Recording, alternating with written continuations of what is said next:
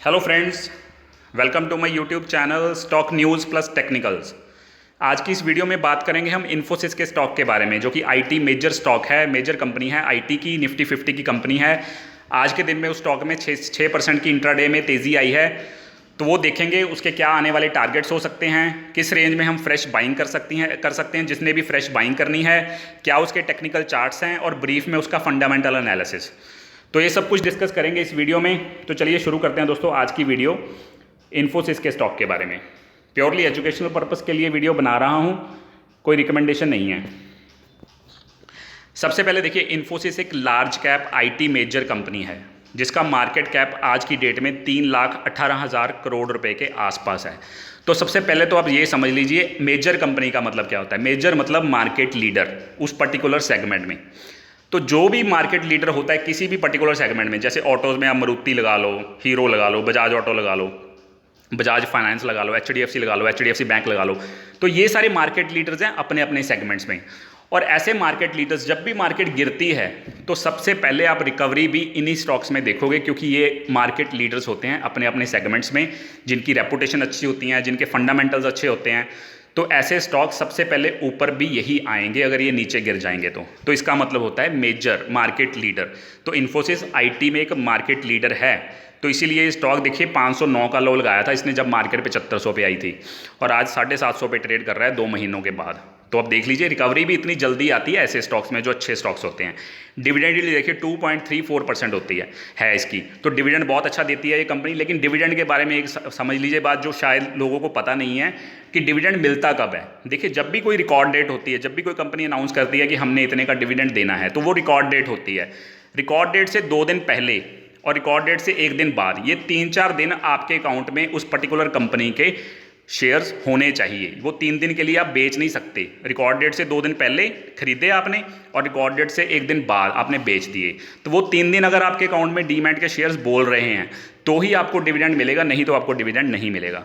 मैंने आईटीसी पे कल वीडियो डाली थी, काफ़ी लोगों के सवाल है कि हमें आईटीसी डिविडेंड कब मिलेगा, हमने 15 दिन पहले से खरीदे हुए हैं, हमें डिविडेंड मिलेगा कि नहीं मिलेगा। देखिए, ऐसे नहीं मिलता।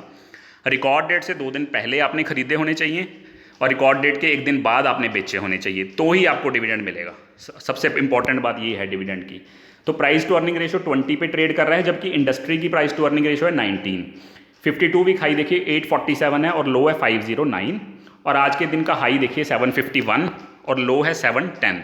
और उससे भी बड़ी बात सबसे इन्फोसिस के स्टॉक में यह है कि कंपनी पे कोई कर्जा नहीं है, कोई डेट नहीं है। तो मार्केट भी इस चीज़ को बहुत पॉजिटिवली लेती है, जिस कंपनी के फंडामेंटल्स अच्छे हैं और डेट भी नहीं है, तो सबसे मार्केट बहुत अच्छी वैल्यूएशन भी उस कंपनी को देती है, उसके शेयर को भी देती है। तो ये चीज़ आपने ध्यान रखनी है कि किस कंपनी पे कितना कर्ज है, वो कर्ज टाइम टू टाइम बढ़ रहा है या कम हो रहा है या है ही नहीं है।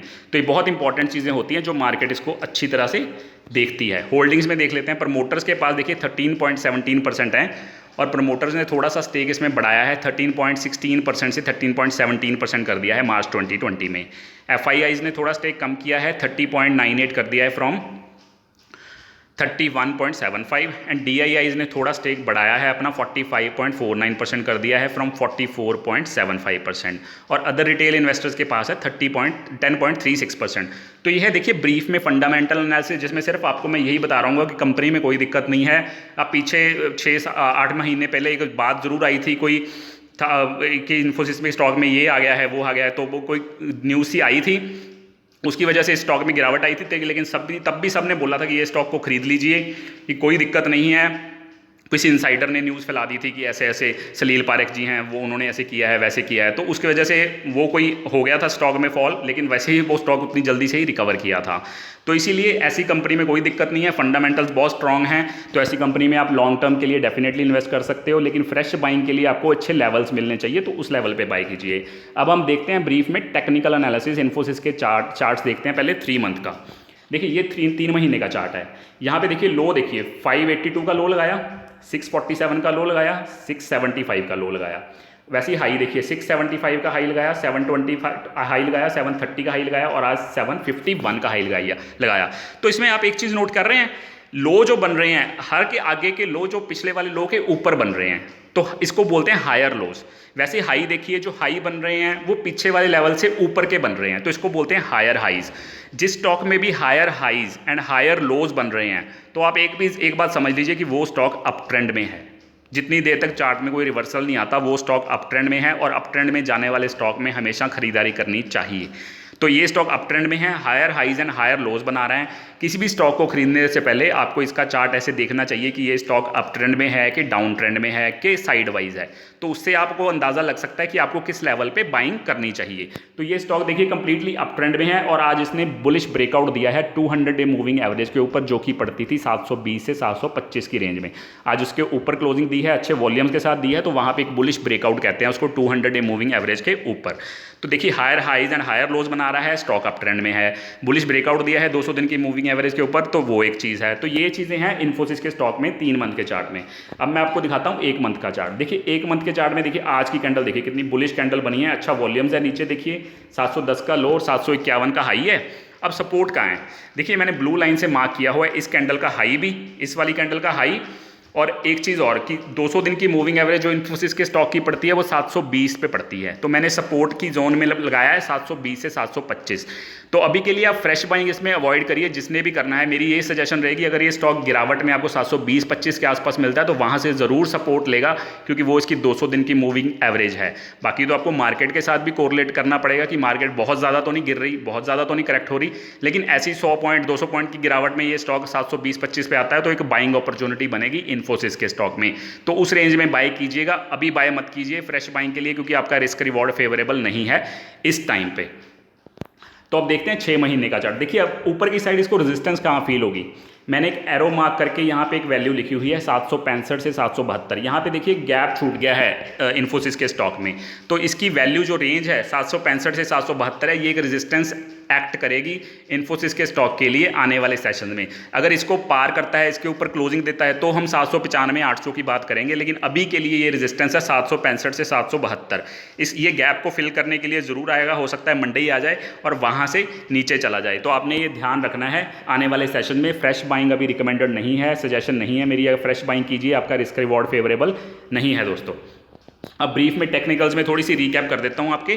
देखिए इन्फोसिस स्टॉक ने आज एक बुलिश ब्रेकआउट दिया है 200 दिन की मूविंग एवरेज के ऊपर अच्छे वॉल्यूम्स के साथ, इसीलिए डाउन साइड में वही एक सपोर्ट रहेगी जहां पे आपको बाइंग अपॉर्चुनिटी मिलेगी, वहीं आपको बाय करना चाहिए। करेक्शंस में आपको इन्फोसिस का स्टॉक वहां पे मिल सकता है 720 से 725 की रेंज में, जो इसका 200 दिन का मूविंग एवरेज है इस स्टॉक का।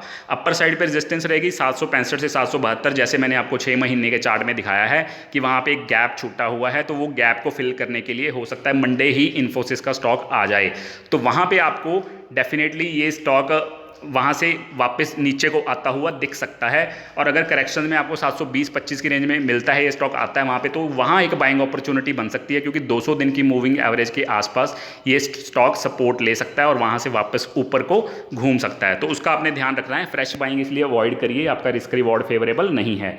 और नेक्स्ट रेजिस्टेंस रहेगी 795 के 800 के पास, क्योंकि 800 एक राउंड फिगर होगी, तो एक साइकोलॉजिकली लेवल होता है जो एक रेजिस्टेंस एक्ट करेगा। अगर ये स्टॉक 765 से 772 के ऊपर क्लोजिंग देता है अच्छे वॉल्यूम्स के साथ, उस रेजिस्टेंस को पार करता है, तो हम 795 या 800 की बात करेंगे। तो इसीलिए सपोर्ट 720, 725 और ऊपर 765 से 770-72 की रेंज में आपको रेजिस्टेंस फील होगी इन्फोसिस के स्टॉक में आने वाले सेशन में। तो यह है हमारी आज की वीडियो दोस्तों इन्फोसिस के स्टॉक के बारे में। वीडियो अच्छी लगी हो तो लाइक और सब्सक्राइब जरूर करें। Thanks a lot.